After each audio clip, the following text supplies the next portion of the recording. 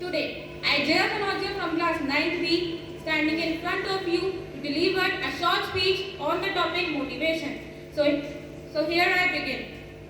Motivation is defined as a state of mind when everything seems positive and we have a different kind of enthusiasm to complete our work. It boosts your desire to achieve a meaningful life goal. Motivation is significant for the overall growth of your mind as well as personality. Motivation is necessary resource to remove your work and productivity during a changing time as well as prosperity and treats.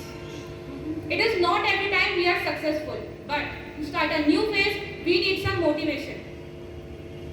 Once we are motivated, we start with new energy, and motivation works like glucose and gives us energy. It is a feeling which fills with joy and new hope that helps to them achieve our goal. And a motivated person carries positive vibes and has the ability to generate new ideas and thoughts. So keep motivating yourself and others. Thank you. Have a wonderful day.